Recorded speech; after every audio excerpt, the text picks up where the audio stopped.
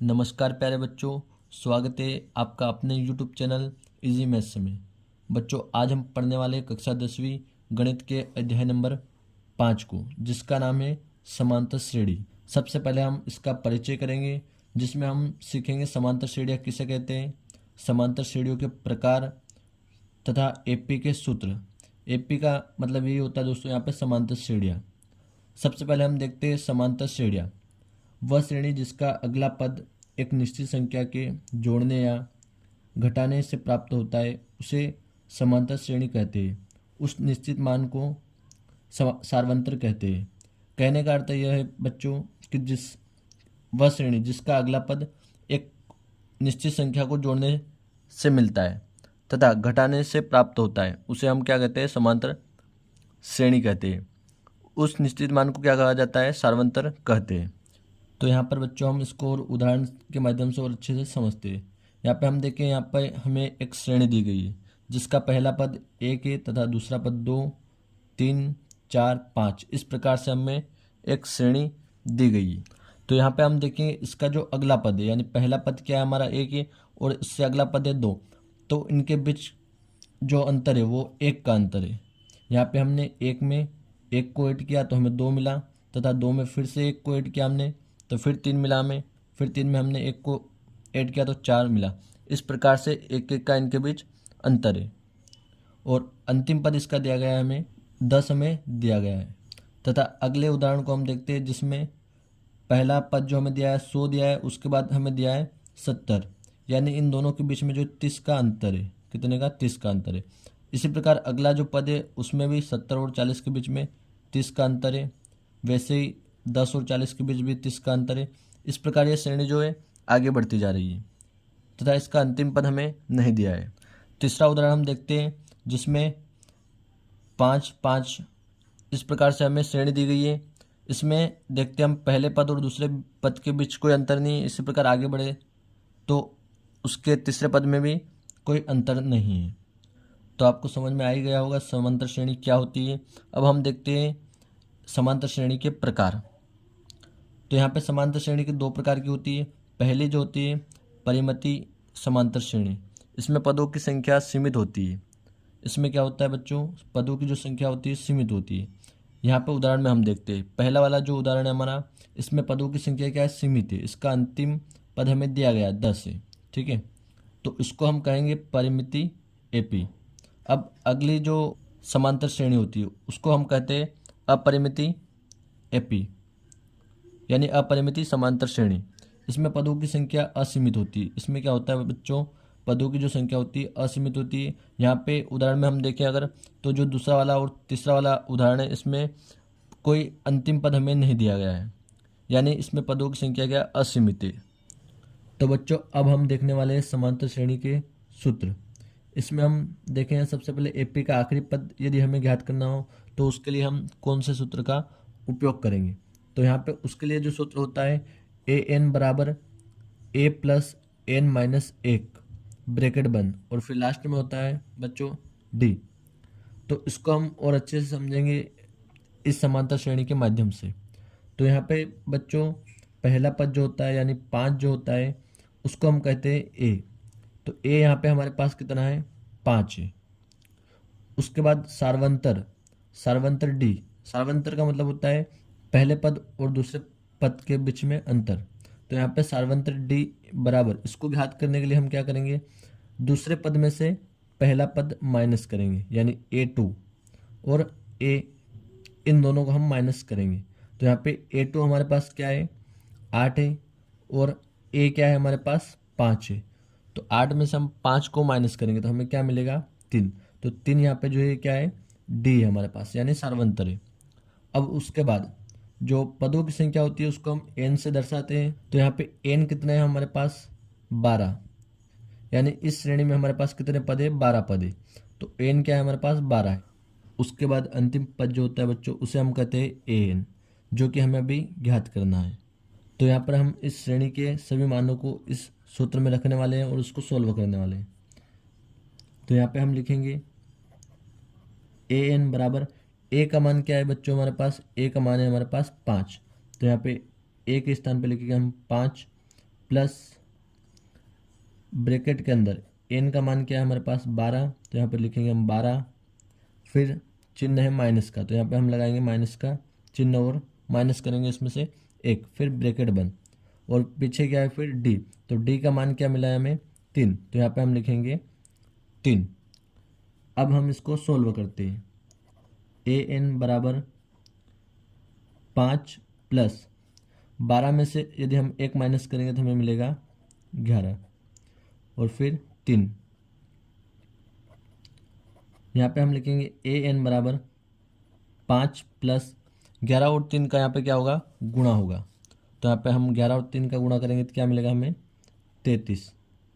तो यहाँ पे हमें an बराबर कितना मिल जाएगा, 33 में हम जोड़ेंगे 5 को तो कितना मिलेगा 38। यहाँ पे an जो मिलेगा हमें यानी a12, इसको हम ऐसे भी लिख सकते हैं a12, ठीक है, इसको हम लिखेंगे 38, तो हमें क्या मिला है a12 का जो मान है वो मिला है 38।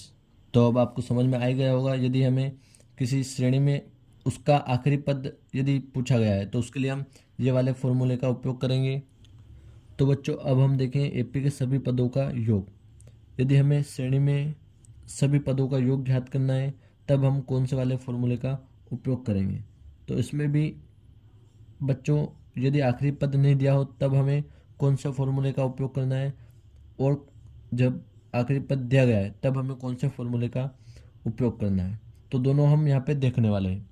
तो सबसे पहले हम देखें यदि आखिरी पद नहीं दिया हो तब, तो उसके लिए हम फॉर्मूले का उपयोग करेंगे n/2 ब्रैकेट 2a प्लस फिर छोटा ब्रैकेट n-1 फिर d।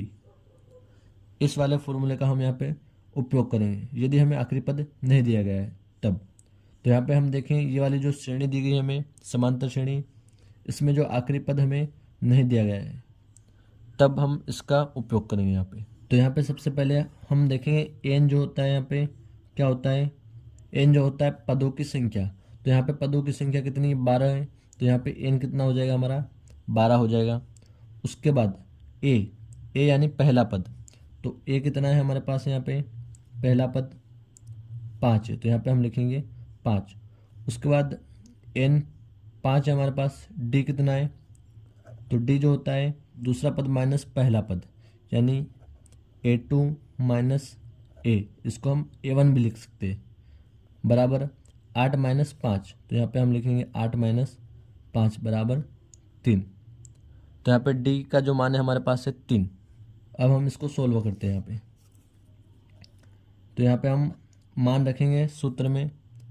तो यहाँ पे हम सबसे पहले लिखते हैं s बराबर n का मान कितना है हमारे पास 12 और बटे में 2, फिर ब्रैकेट यहाँ पे 2a यानी 2 गुणे a, तो a कितना है हमारे पास 5 है यहाँ पे, तो यहाँ पे हम लिखेंगे 5, फिर ब्रैकेट के अंदर n का मान 12 है हमारे पास, तो हम लिखेंगे 12 माइनस 1। उसके बाद d का मान कितना है हमारे पास 3 है, तो यहाँ पे हम लिखेंगे 3। फिर से यहाँ पे हम लिखेंगे s बराबर यहाँ पे 2 से हम 12 को काटेंगे तो हमें कितना मिलेगा 6। फिर यहाँ पे हम 2 का गुणा 5 में करेंगे तो हमें मिलेगा 10। फिर यहाँ पे ब्रैकेट के अंदर 12 माइनस 1, तो यहाँ पे हमें मिल जाएगा 11 और पीछे गुणे में 3। यहाँ पे अब हम इसको आगे सोल्व करते हैं। s बराबर 6, यहाँ पे हम 11 और 3 का क्या करेंगे गुणा करेंगे। तो सबसे पहले हम लिखेंगे 10 और फिर ब्रैकेट के अंदर 11 और 3 का गुणा करेंगे तो हमें मिलेगा 33। यहाँ पे हम इसको थोड़ा ऊपर कर लेते हैं यहाँ पे। अब यहाँ पे हम 10 और 33 को जोड़ेंगे। यहाँ पे जो चिन्ह है हमारा प्लस का चिन्ह, यहाँ पे हम लगा देते हैं प्लस, ये यहाँ पर भी 10 और 33 को जोड़ेंगे तो हमें कितना मिलेगा 43। अब यहाँ पे हम आगे इसको सोल्व करते हैं। s बराबर 6 और 43 का हम गुणा करेंगे, तो 6 का पहले 3 में करेंगे तो 18 मिलेगा हमें, तो यहाँ पे हम लिखेंगे 8 और एक हासिल मिल जाएगी हमें। फिर 6 का 4 में करेंगे तो 6 चौक 24, 24 और एक 25। तो यहाँ पे s यानी सभी पदों का योग कितना मिला है हमें 258। यहाँ पे हम इन सभी पदों को जोड़ेंगे 1 से लेकर 12 तक, तो हमें कितने मिलेंगे? 258, उनका योग हमें मिलेगा। अब हम देखें बच्चों, यदि हमें आखिरी पद दिया हो तब हमें सभी पदों का योग किस प्रकार से ज्ञात करना है। पहले यहाँ पे हमें आखिरी पद नहीं दिया गया था, अब हमें आखिरी पद दिया गया है 38। तो हम इसके लिए इस वाले फॉर्मूले का उपयोग करेंगे। यहाँ पे दिया है हमें एस बराबर एन बटा 2 ए प्लस एल। तो यहाँ पे हम देखते हैं, यहाँ पे एन जो है हमारा क्या है?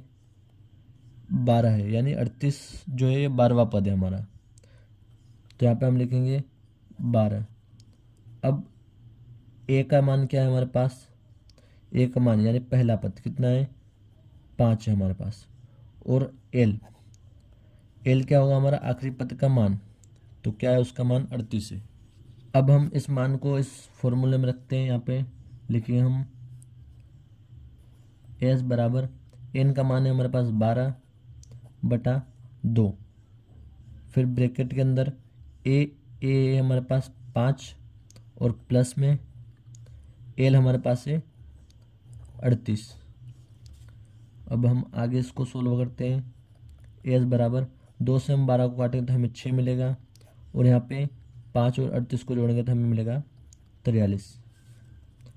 अब यहाँ पे हम लिखेंगे एस बराबर 6 और 43 का यदि हम गुणा करेंगे तो यहाँ पे हमें मिलेगा 258, जो कि हमने पिछले उदाहरण में किया है। तो यहाँ पे फिर से हमें एस यानी इस श्रेणी के जो योग है, पदों का योग है, वो हमें मिला है 258। तो यहाँ पे हमें इसका आखिरी पद दिया गया था, तो उसके लिए हमने ये वाला फॉर्मूले का उपयोग किया। यदि इसका आखिरी पद नहीं दिया गया हो तब हम ये वाले फॉर्मूले का उपयोग करेंगे।